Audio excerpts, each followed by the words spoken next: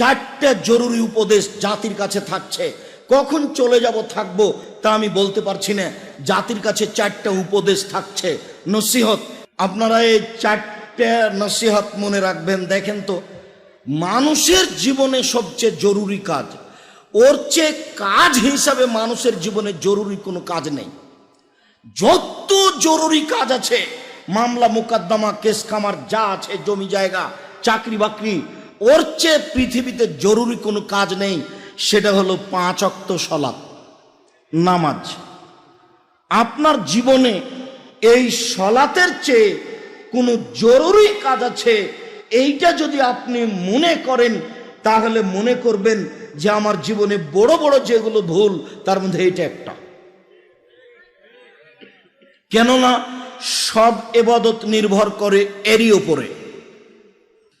আব্দুর রাজ্জাক সাহেব বলেছেন, এই কথাই ঠিক, যে বলেছেন ইবাদতের জগতে সবচেয়ে শক্তিশালী পাওয়ারফুল ক্ষমতাধর ইবাদত হলো দান। হ্যাঁ, কথা ঠিক।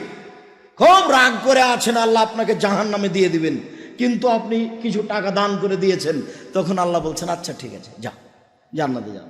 নরম হয়ে গেছে, মানে দানের ক্ষমতা। আপনার মায়ের কবরে শাস্তি শুরু হয়ে গেছে, তা আপনার মায়ের জন্য আপনি 5,000 টাকা দান করে দিয়েছেন, তখন কবরের শাস্তি বন্ধ হয়ে গেছে। এমন কোনো ইবাদত নেই যে ইবাদত এত ক্ষমতা দেখাতে পারে, করলেন এক জায়গায়, ক্ষমতা হলো আর এক জায়গায়।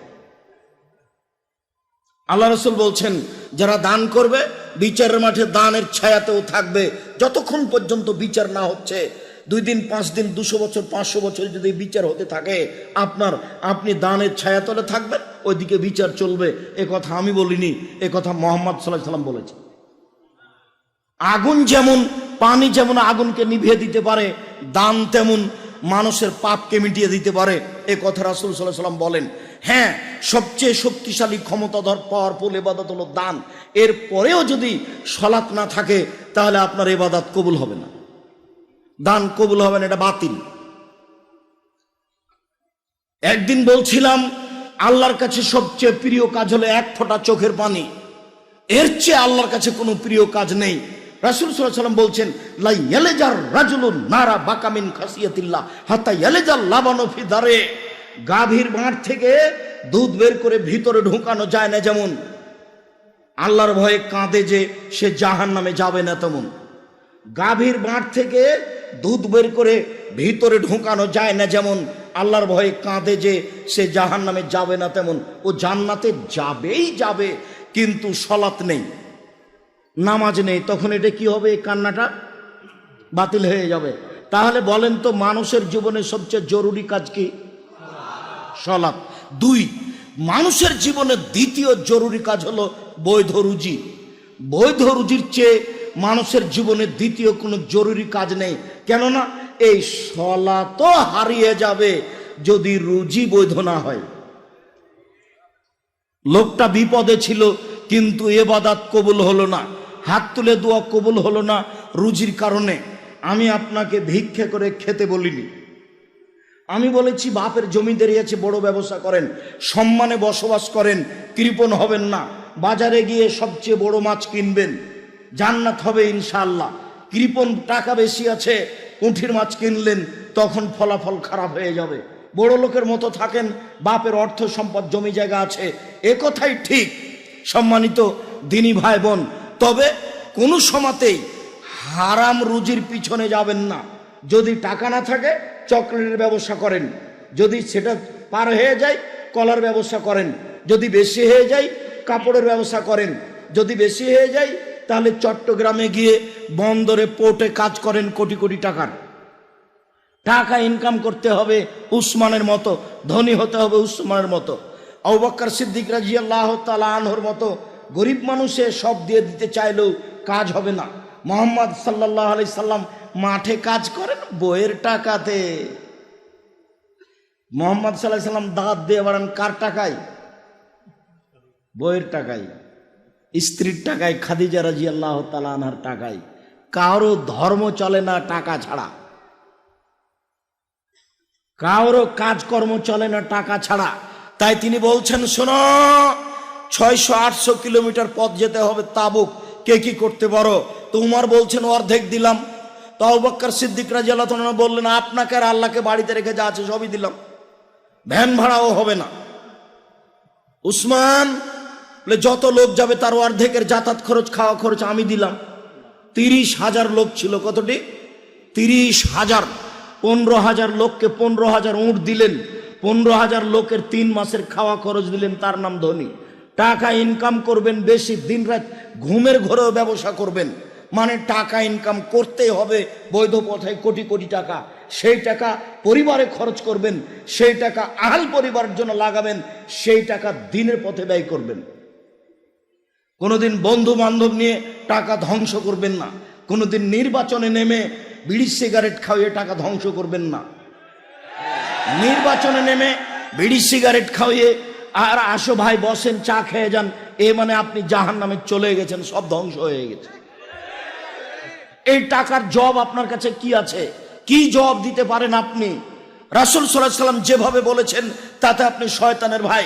এই কাজের কল্যাণ কি আছে আপনার কাছে? সম্মানিত দ্বীনি ভাই বোন, দ্বিতীয় উপদেশ হলো এই, মনে রাখবেন, বৈধ রুজি।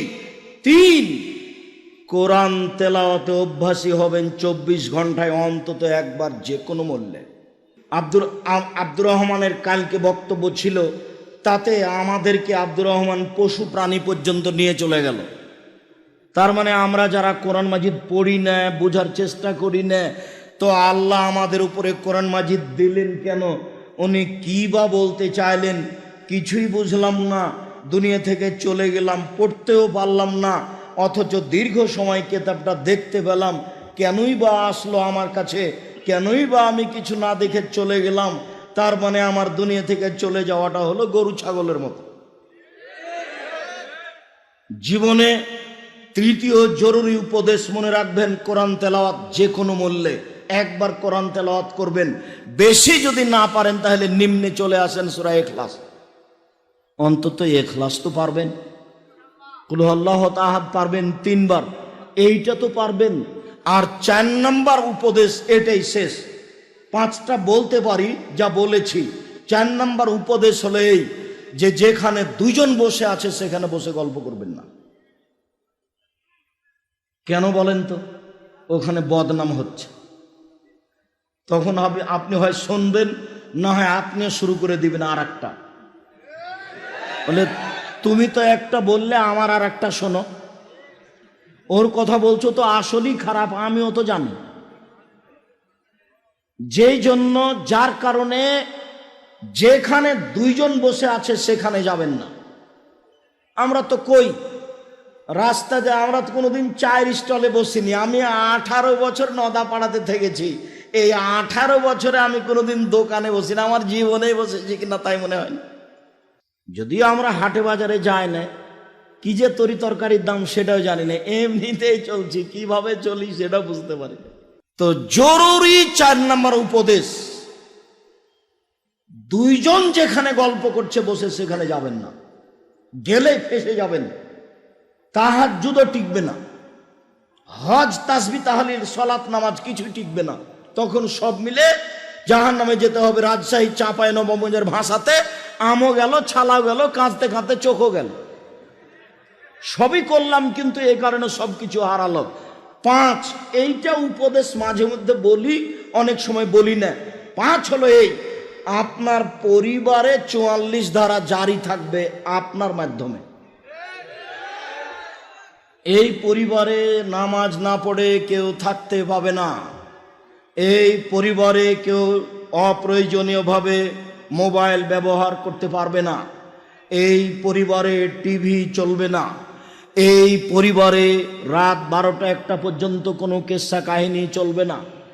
এই 5টা উপদেশ থাকলো, আপনি চেষ্টা করেন, নইলে বইয়ের কারণে আপনার তাহাজ্জুদ হারিয়ে যাবে। সম্মানিত দ্বীনি ভাই বোন।